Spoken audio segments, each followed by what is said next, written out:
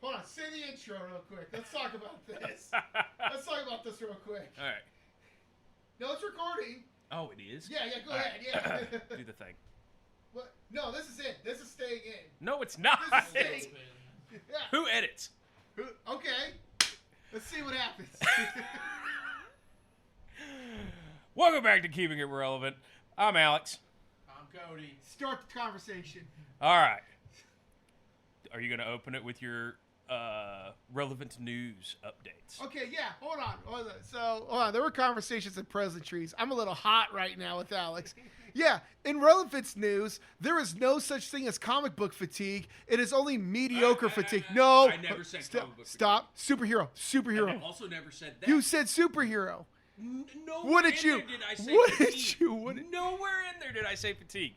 I said you could look at a trend of how much money each movie has made as of recent, and they have not made as much as they were projected. All right, we were talking about Spider-Man. Okay, wait, hold on, wait a minute. We were talking about Spider-Man. Look, okay, all I said was, what's crazy is, I'm sorry, Cody's in the corner of my eye right now, clearly just not about this conversation.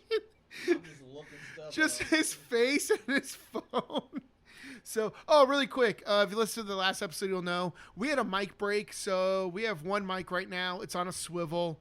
Deal with it. That's what the weird audio thing is. Swivel Okay, real good. a pivot. Anyways, I said what's crazy about movies right now is that the Odyssey has potential to make $1 billion, but Spider-Man, brand new day, coming out in 2 weeks, has potential to make $2 billion. And you don't think that's true. I don't think it'll hit $2 billion. I don't know if it will, but it has potential to hit $2 billion. I just don't think it will. Look at the trend of how much money superhero movies have made just on the last one. We'll go last 10 just to get a good graph point. They never made their projections. Well, yeah, they have. I didn't think they made all their Yeah. projections. Okay, so Supergirl, right? Definitely did not. Gosh darn. By the way, did you like I love Supergirl. I thought Supergirl was great. All these people hating on it, I don't understand it. The most I've seen, everyone's like, well, it's not Woman of Tomorrow, the comic book. And I was like, yeah, that shouldn't be a 1-for-1. But that's my take on it. I loved it, though. And Millie Alcott as Supergirl worked really well. I agree. Millie Alcock as Supergirl worked freaking amazing. Here's the thing. If you were to ask me, don't hit the mic. If you were to ask me, was it a good Supergirl movie? My answer is no. You didn't. The first 2 acts was nothing about Supergirl. It was less about Supergirl, more about Lobo and whoever that little girl was that she helped. Yeah. Which the book is about. And that's cool. Whatever. I didn't read it, and I'm a moviegoer that didn't read the content. And as a moviegoer, I was like, this isn't a Supergirl movie. It wasn't. I love Supergirl. Okay. Sorry, I didn't read the one Supergirl thing everyone else has read, I guess. But I love Supergirl. Thought she was great in The Flash. I loved the old school with Chris Reeves type of stuff. And even the CW stuff. I haven't seen her. I've seen clips. Love Supergirl. She's a great superhero. Love everything about her.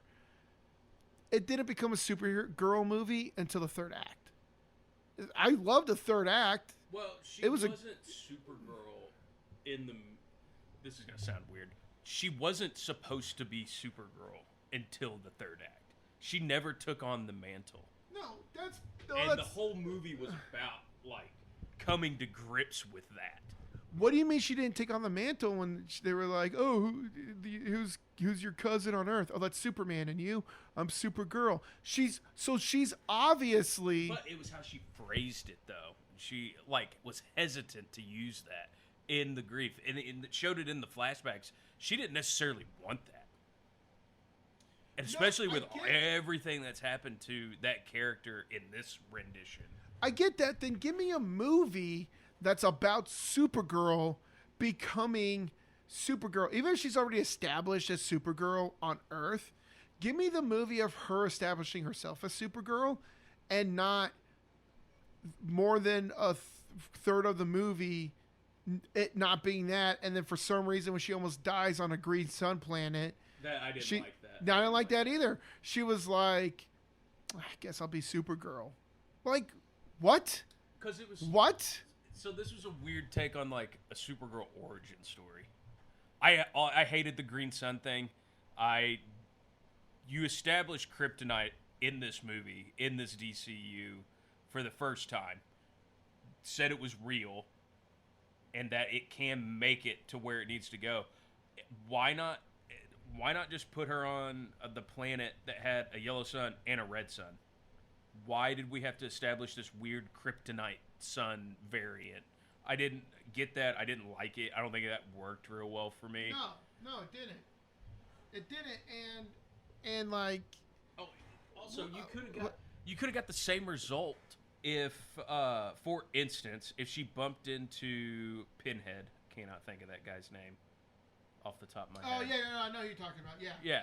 If he had kryptonite tipped, not bullets but spears, arrows. So like you could establish the same thing where, one of those spears got lodged in her. The kid couldn't pull it out. On top of the yellow sun and red sun, like there were so many other ways you could have done it that I would have been fine with, other than what you did. But like the thing is, like the points even you're making, and again, I'm not dogging on the movie. I'm dogging on the fact that it wasn't a Supergirl movie. Because, I mean, to the points that you were making, to me, that was the whole movie. And I get some people were like, I didn't like the Superman movie last year because it wasn't a Superman movie. It was about, Green Lantern or Justice Guild. Yeah, the Justice Guild or whatever. Like it was about that. It wasn't really much about Superman. And I can understand that. I didn't get that though. I didn't get that either. Yeah, but like for me, the way people felt about that Superman movie is how I felt about this Supergirl movie. And again, I'm not dogging Supergirl. I love Supergirl. And it could just be like that I was crippled because of my love for Supergirl. But at the same time, like I loved Superman and everything else. I love Batman. I had no problem with Ben Affleck's Batman. So like, I don't know. To me, it wasn't a Supergirl movie. Was it a good superhero movie? Sure, yeah. But not a good Supergirl movie. I still think people need to give it the time of day. I do think it was weird that James Gunn, as the studio head, was like, let's have our second movie be a B, some would argue C rated character. Because everyone knows the big three, Wonder Woman, Batman, and Superman. The fact that James Gunn was like, hey, we're going to have the big four, and we're going to add Supergirl in that. I was also expecting more out of this movie for the second movie to introduce the big four, basically. So that was another disappointment that I had with this movie too.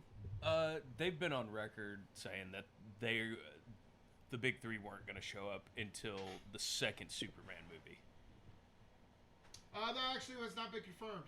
I know, but everyone has been talking about it and saying that. That's not gonna. But it's not gonna. What I'm saying is, it's not gonna happen. I think it will if the villain's right. Okay, the villain's Brainiac. I know. So you got it. Okay, I'm actually Cody. I need you to listen to this part. I will bet you, Cody. Listen, please. I bet you. Cody's like, that's all I freaking do on this podcast. Is listen. I bet you. I'll say 20. I bet you $20. Dollars, not doll hairs. Dollars. Not Dolores. Okay. Dinero. Not dinero. I'll promise you 20 dineros. I bet you $20. We will not. I'm gonna put a cap on this. We're talking about the main movie, not after credit. Bull crap. Okay. Second the credits start, mid and after credit doesn't count. Okay? Okay. $20, Wonder Woman and Batman will not show up in Man of Tomorrow next year. I'll do it for the or. Wonder Woman or. You think or? Or. It's one of them. One of them will. If one of them since I did both, since one of them showed up, if not since, yeah, I see the future. When one of them shows up, I owe you $20. Okay. Cool. And if they don't show up, I'll owe you 20,000 pennies. I'll take it. You think that's my problem? You got to be the one to Actually, find I can't 20,000. do. I take that back. Exactly. I can't do that anymore. Exactly. You think it's my problem? That is your problem. Well, that 20,000 pennies equals nothing now. No, because now it's going to be worth something in like 5 years. It's like, yo, was that a penny? Like, that's right. The 90% zinc, 10% copper, right? Just lick it. Lick it. Put it in your mouth like a child. Oh, I choked on so many of these when I was a kid. Like, okay. Anyways, okay, that's on record. You got that? Did you write that down, Cody? Yep, you got it? Cool. Yeah. It's going to be on the internet. It's forever. Really? Okay, yeah. Like all of our other episodes of this podcast. They're still out there. Somewhere. Okay. This is why I say Spider-Man has potential of being a $2 billion film. Okay? Numbers don't lie. Projections can alter, but numbers don't lie. Let's go back to 2017, baby. Spider-Man Homecoming. Globally made $880 million. That's not right. That's probably accurate. For No, hold on.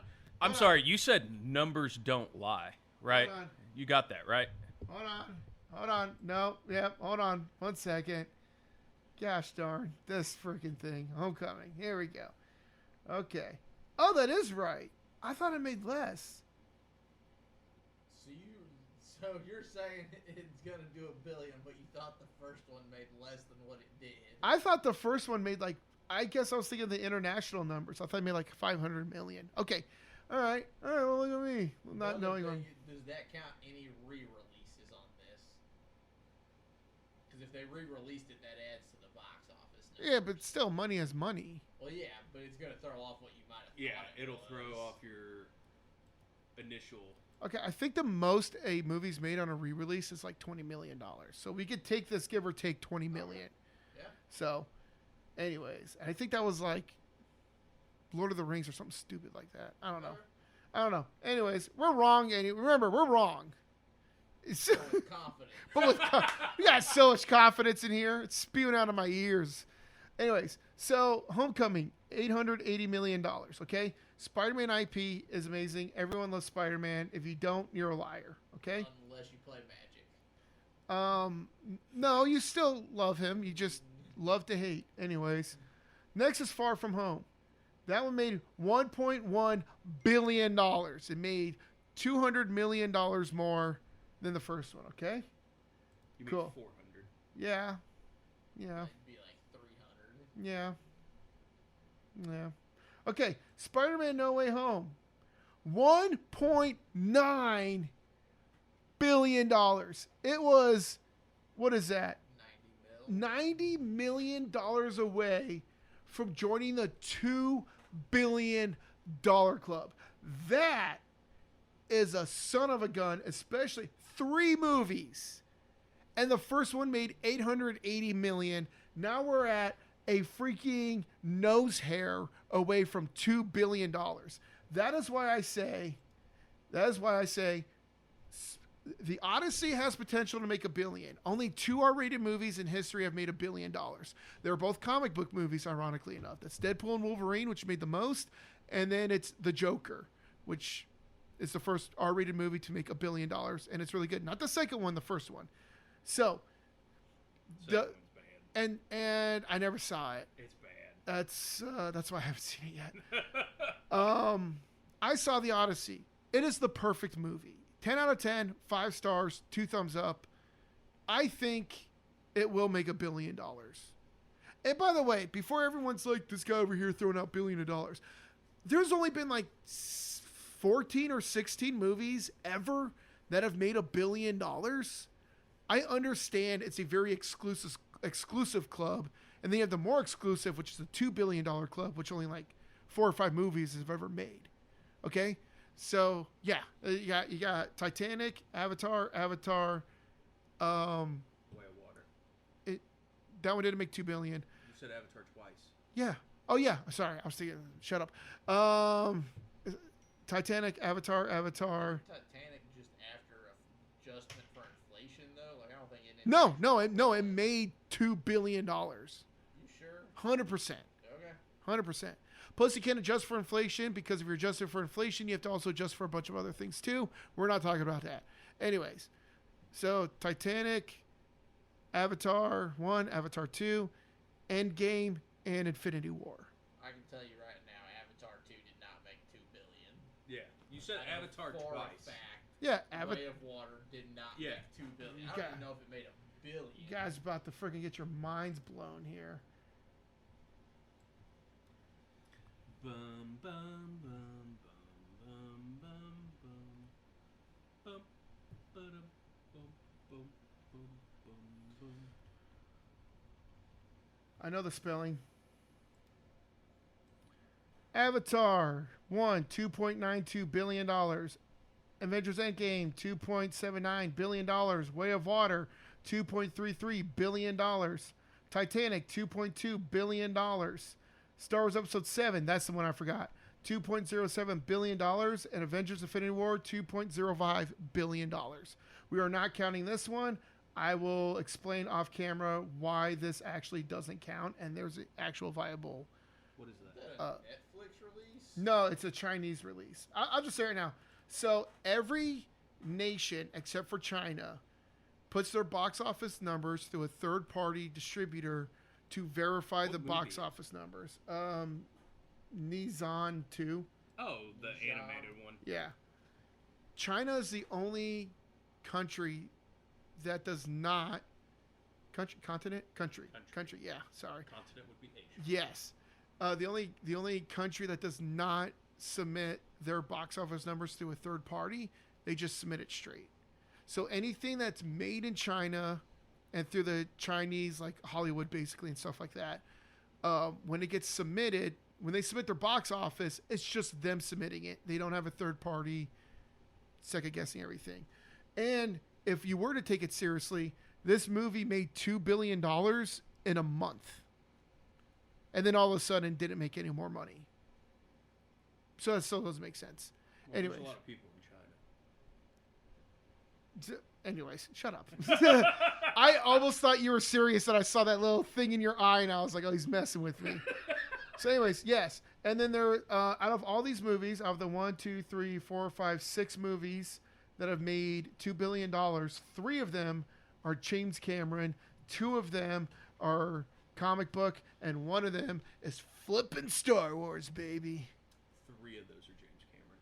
That's what I said, 3. I thought you said 2. No, 2 of them are comic books. 2. Okay. So, comic book movies. So, anyways. So, yes, when I say Odyssey, $1 billion, I understand the exclusiveness of the $1 billion club.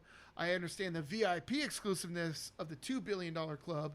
But because of that huge exclusiveness, because of the numbers we just saw with Spider-Man, that's why I'm like, I'm not saying it's going to make $2 billion. I'm saying Spider-Man has potential. Yeah, and all To I make said was I $2 don't think billion. it'll make $2 billion. Well, you said because of the pattern, and I'm like, look at this. Look at this. Not the pattern of Spider-Man movies, the pattern of the past 10 superhero movies. Okay, but like then you, we have other stuff to talk about. Yes, we do. Anyways, Cody, what do you think? On if it's gonna make $1 billion. $2 billion. $2 billion. I mean, I don't think it's hitting 2. I think the only reason the last one got that close was because it had the previous 2 Spider-Men in it. This one, I don't think is going to hit 2. I mean, it might hit 1, but yeah, if you look at the last 10 superhero movies, it is honestly a pretty mixed bag. Some have done really well, and some have done absolutely terrible. So this one will probably be on the plus side. It's probably going to be way better. Like, Supergirl's probably the downside one, where Spider-Man's going to probably do It'll probably do over $1 billion because it's Tom Holland and Zendaya, and everything they touch turns to gold at this point. I love gold. I bet you haven't seen that movie yet. See, if you want to talk about everything they touch turns to gold, they're both in the Odyssey. That's why I said it. So, although she's taking a break after Spider-Man? Yeah, Spider-Man. she has Odyssey, Spider-Man, and Dune 3 coming out. Yeah. So, which are all three probably going to be like Yeah. $1 billion movies. yeah. I thought Dune 3 and Odyssey were going to fight on what movie's going to be the movie of the year. I'm going to say right now, it's the opening weekend of the Odyssey. Okay, so we're in July. I don't care how good Dune 3 is. I don't care how good Doomsday is. I don't care how good Spider-Man is. I don't care how good any other movie coming out is. Odyssey's the movie of the year of 2026. It is. We'll see what the Oscars tell us. I don't care what they say. It is. It is. The hard thing is who's going to get an Academy Award, Matt Damon or Tom Cruise. But that's all neither here or there. Oh, relevance. The merger might not happen with Paramount and Warner Brothers anymore. Lawsuits are finally being filed in the U.S. and in the EU, which is wild. If they do not close a deal by October, there was a clause in the contract between Paramount and Warner Brothers that Paramount would have to pay the Warner Brothers shareholders $600 million a quarter, which equals to about billion. Yeah, $600 million a quarter. Sorry, which equals to about like $2.4 billion a year. Yeah. Sorry, nobody probably heard that. So no, it's okay. No, it's fine. It's fine. Anyways, so that's another thing. The judge right now is determining whether or not the lawsuits could go through, but they could still do the merge, or the lawsuits go through and they have to pause the merge. Stay order. Yeah. So that's what's in the limbo right now. And I think I'll just be vague about it. I think John Campia's theory about Netflix and Warner Brothers is true, and I think they're playing the smart game. I would say that up until now, I'd be like, yeah, of course the merger's going through. If the judge says no, they can't merge during the lawsuits, then I don't think the merger is happening. So, anyway. I forgot. John was wrong. Greatest movie that's coming out this year hasn't come out yet. It comes out next Saturday. Sorry, next Friday. There's a movie coming out next week? Yeah. What? Next Friday. What? It's the greatest movie that could come out this year. Oh, is it Super Troopers 3? No. Oh. It's Aang. I know what you're talking about, Alex. Unfortunately, we're not getting a theatrical release for it unless you live in LA or New York. That's bull crap, by the way. Oh, agreed. Like, fans of the Avatar Last Airbender franchise have been fighting for this movie to have a theatrical release since Paramount pulled it. I'm curious if it's going to be good or not, because they almost Supergirl or Batgirled it because everyone said it was a bad movie at the studio. That's because the studio doesn't It's know the what studio the heck they're doesn't doing. know what they Paramount have. has no idea what they're doing. You can't say they don't know what they're doing when they I release think we Top can- Gun Maverick. The reason they pulled Avatar from theaters was because they said 2D animation isn't cutting it like 3D That animation. wasn't the reason, but that was something one of the representatives did say, which I thought was kind of weird. I would argue Paramount doesn't know what they're doing, at least with this franchise. Nickelodeon made an entire studio dedicated to just this franchise, and then Paramount now owns them and seems like they don't know what the heck they're doing with it. Here's the thing. I have no beef with David Ellison. If you watch his interviews and whatnot, he clearly loves cinema. He clearly loves movies. He clearly, like, before this whole Warner Brothers thing came out, he was like, dude, we're dedicated to reamp Star Trek, which I was like, whoa. They announced Top Gun 3, which is crazy. Did he pull my Avatar movie? No, it wasn't him. This was pre him.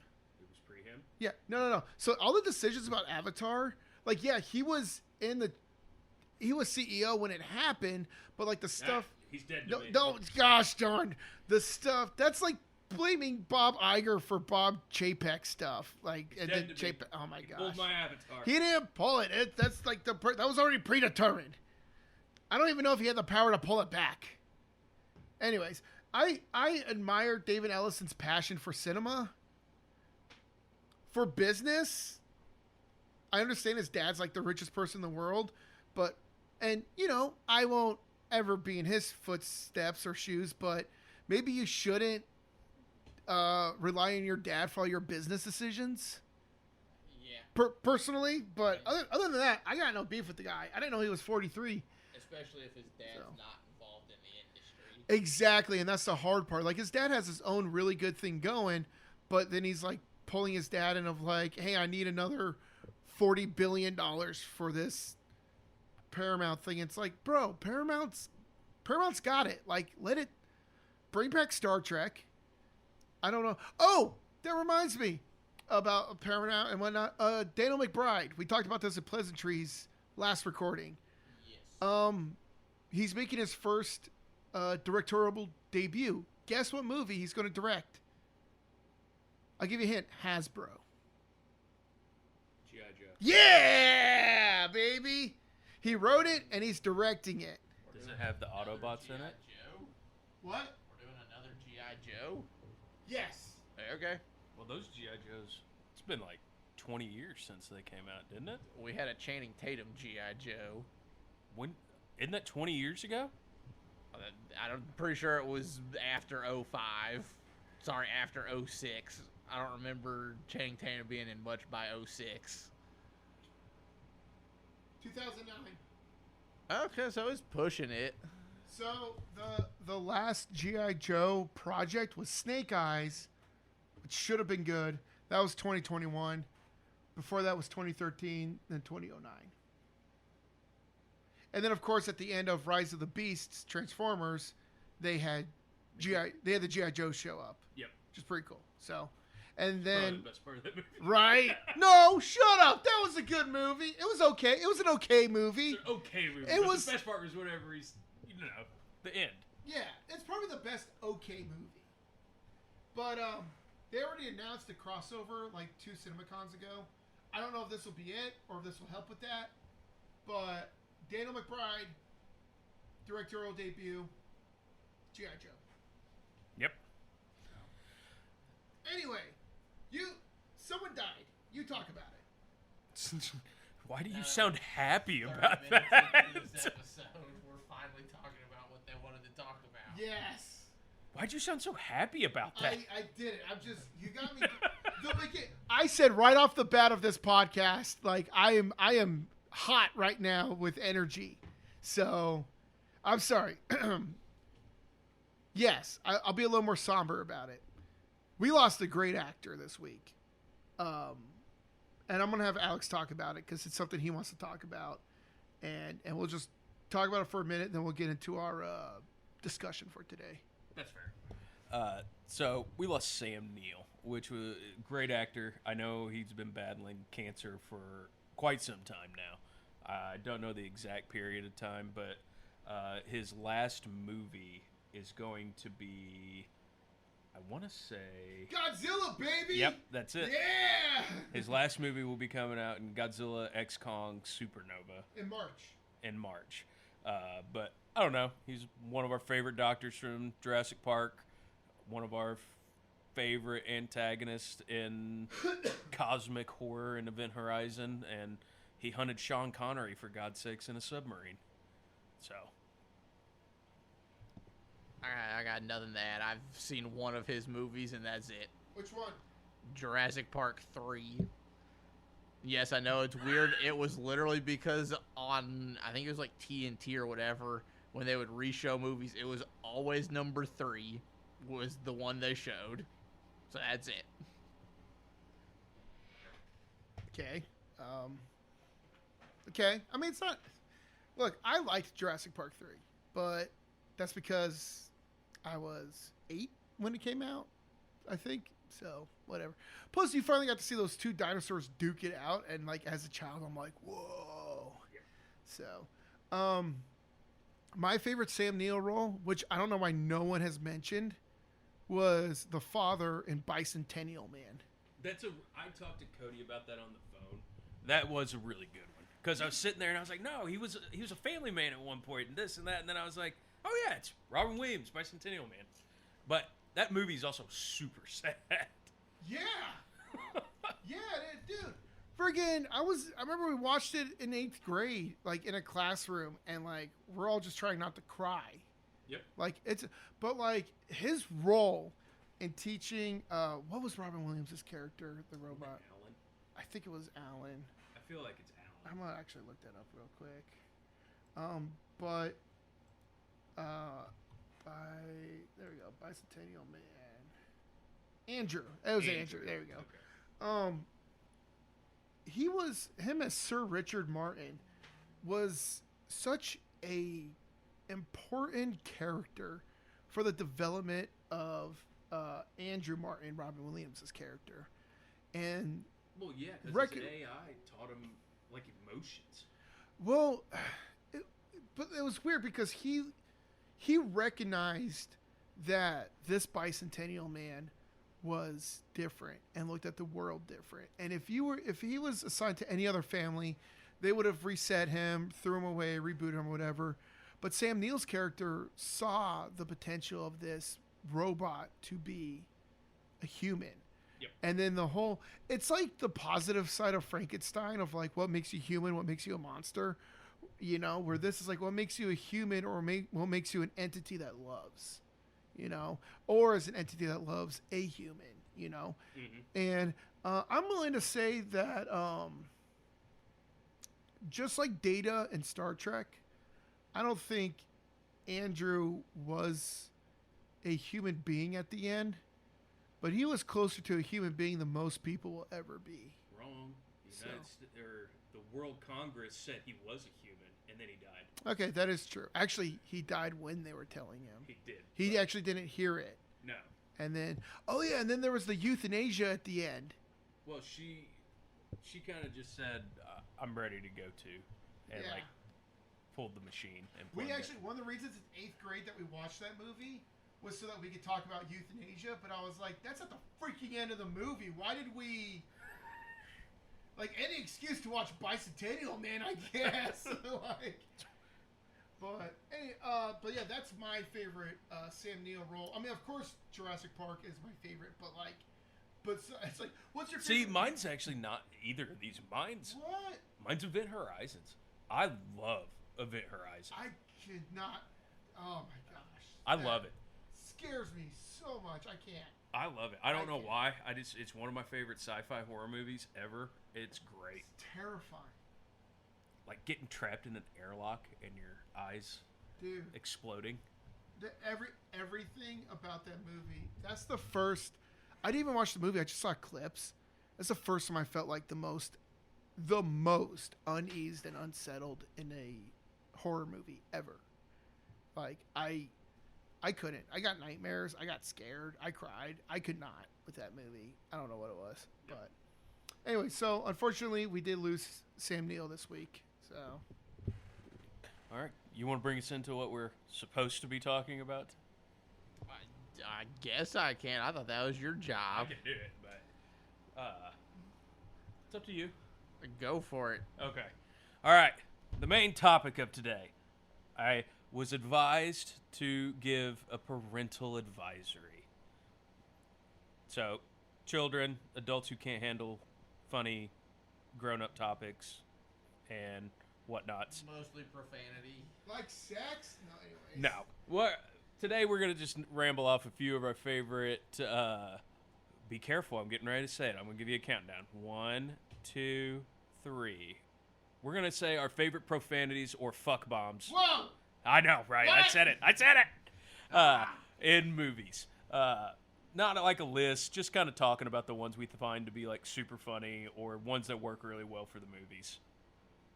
But I have to say profanity lines because maybe not all of them be fuck. They might be ass. Whoa! Or shit. So this is going to be a hard one for me because I don't swear. So I will be doing substitute words like fetch or butt or crap. So just bear with me, people.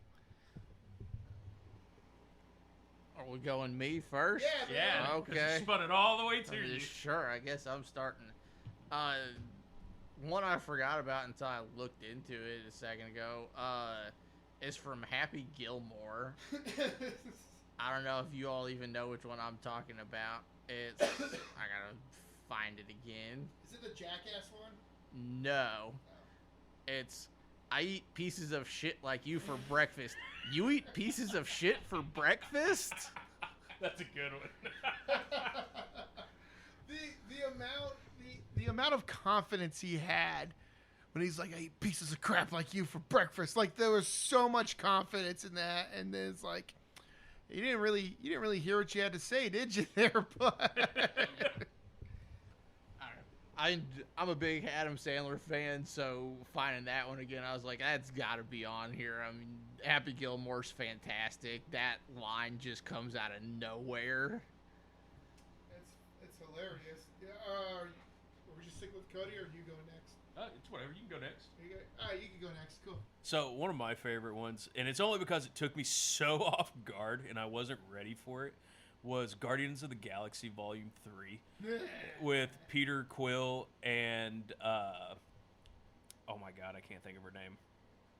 Blue chick. What's the blue chick's name? Nebula. They're trying to get into this car, but Nebula's never, like, had to deal with the car door. And they keep doing the, like, lock, unlock, lock, unlock, lock, unlock, and pulling it. So he's like, wait! And he's like, hits the unlock button.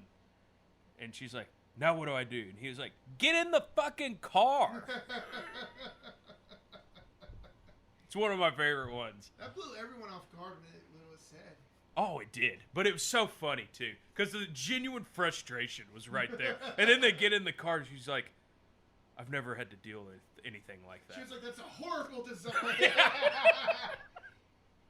But all right, John, what's yours? All right, so I do have a favorite, like, F-bomb moment. But the one that will randomly pop in my head is from the 1992 horrible movie, Alien 3, where they're trying to figure out what to do with, like, Ellen Ripley, I think. I can't fully remember. And they're all the prisoners are in the mess hall. And she's like, it's here. The creature's here. And the guy's just like, you shut your mouth. You don't know what you're talking about. Get it away. And he's like getting ready to rip her a new one. And then the xenomorph comes down, grabs him in front of everybody, pulls him back up in the ceiling. And everyone freaks out. They're scared. And then it gets quiet because they see blood dripping down. And just one guy just goes, fetch. And then the scene ends right there. And I was like, I'm like, what? And yeah, it's like the best but worst line in a movie because like he didn't even sell it. He was just like fetch, and I'm like, okay, that's cool. So that's just one that randomly like pops up in my mind once in a while. So I'll go again. We'll snake draft this. Okay.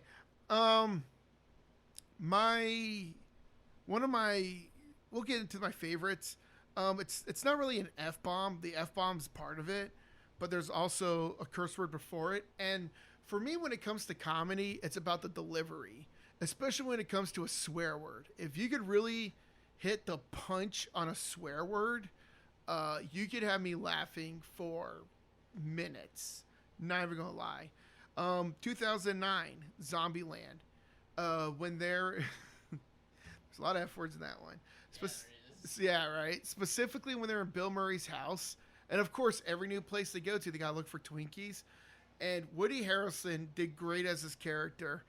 And they're in his house, and all of a sudden you hear the girl go, no Twinkies. He just goes, what would we say? He goes, crap, fetch. And, like, the delivery on how quick, precise, and frustrated he is. It's no Twinkies, shiz, F. Like, it's hilarious. When I first saw that, and he just says that, I had to pause the movie because I was like on the ground laughing, and it gets me every time. I am constantly laughing at that. If it shows up on social media as a clip, I'm clicking on it for a laugh. I love that F-bomb, mainly because delivery. If you want to know a good delivery of a good F-bomb, that scene in Zombieland. So, all right, Alex, your turn. Snake draft. The next one I have is another superhero movie, and it was X-Men First Class. I was gonna go with that one. Oh, you were gonna? I could pick a different one then. What was that one? So Magneto and Charles are going to build a team, and they show up in this random ass bar, and you just see the hair. Everyone's like, "Oh, it's Wolverine!" And they get to the bar. He's smoking a cigar, has a whiskey, and then he's like, "My name's Charles." He's like, "Go fuck yourself." And then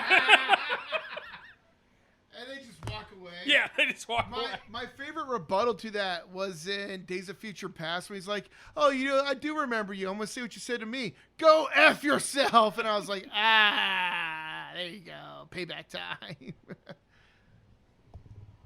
Are we going back to me? Okay. Yeah, snake trap, baby. It's probably gonna be a cop out because I haven't seen it, but I mean, one of the most iconic has to be Samuel Jackson in Pulp Fiction. English motherfucker, do you speak it?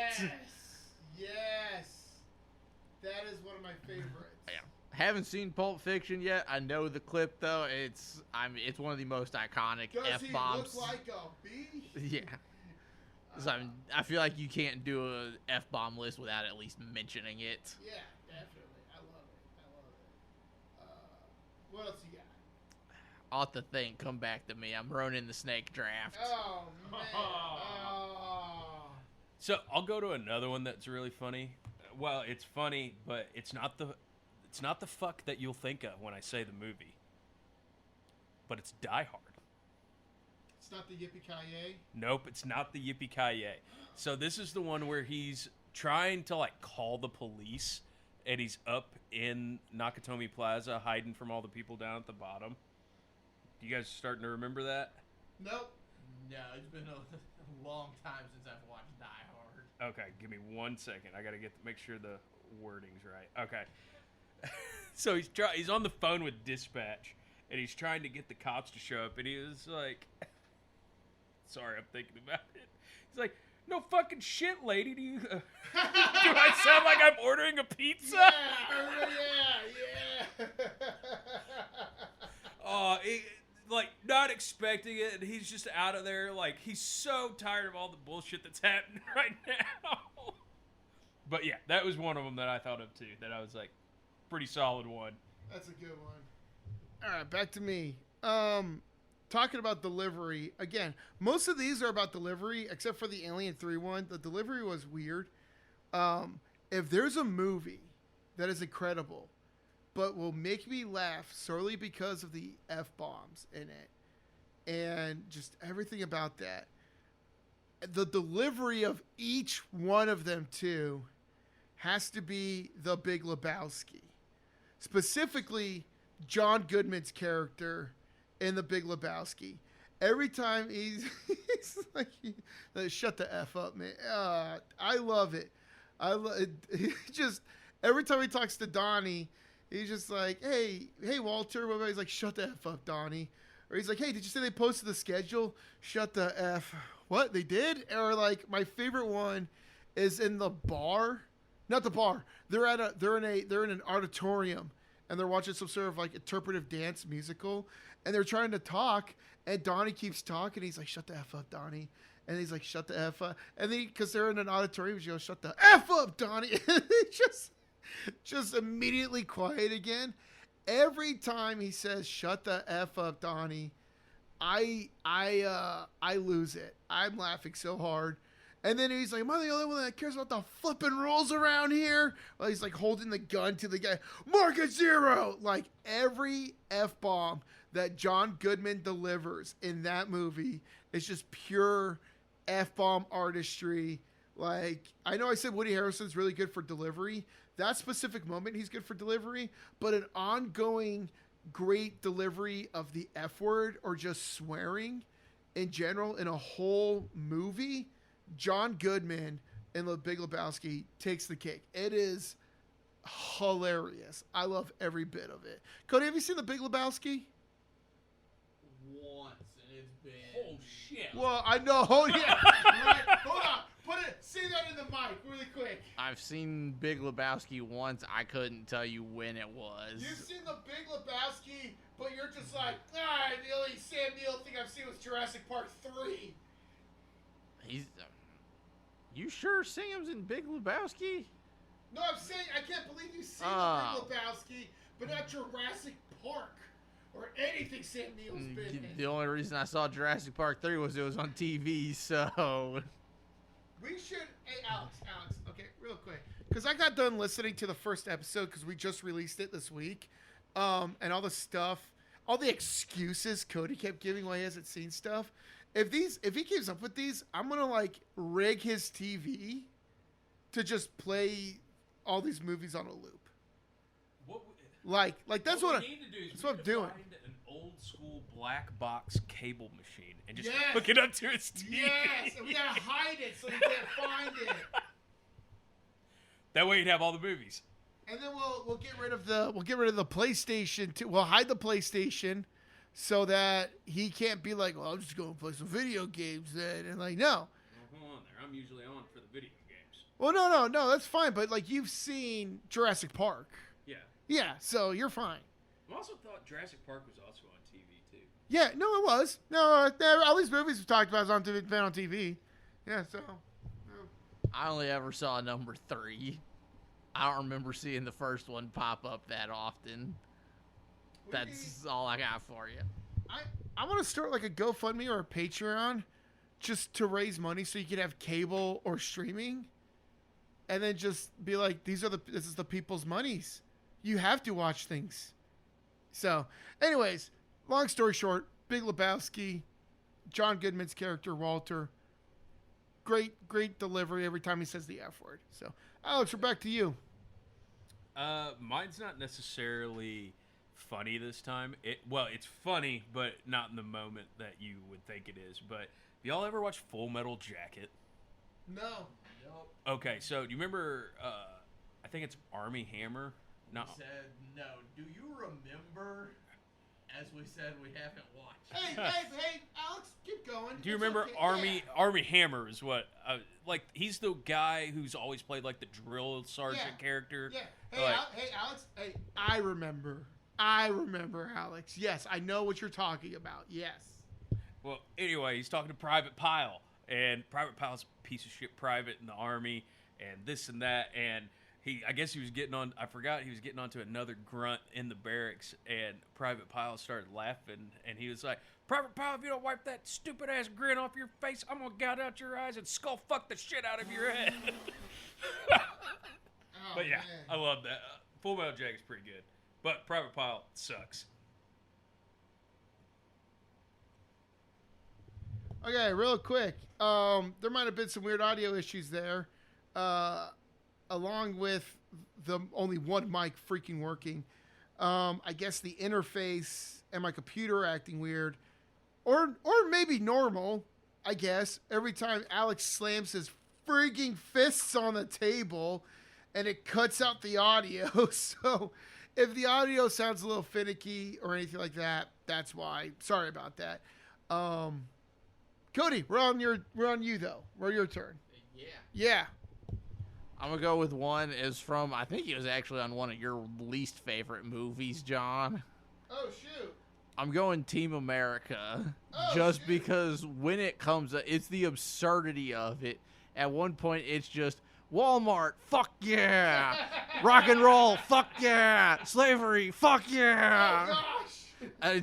The fact that it's everything just ends with, fuck yeah. Just the absurdity. Obviously what Team America is going for, but it's just showing just how absurd everything in America is. I think it fits so well. Absurd. I feel the same way about almost all of those things. Not all of those things, but almost all of those things. Specifically. Yeah, then why not? Why not? So, Alex, you're up. Go to another kind of funny one, at least for this movie. We're gonna go to Pulp Fiction. Yeah. It's Vega, which is John Travolta's character, and then Samuel L. Jackson's character driving in that car, They're having that conversation with Marvin, and John Travolta's character just slams that gun on the seat as he's talking to him because he got excited, like, you know, me a second ago. Yeah. And it shoots Marvin. And blood's everywhere. There's brain matter in the back seat. And John Travolta's character, or Samuel L. Jackson's character, was like, well, why the fuck you shoot Marvin?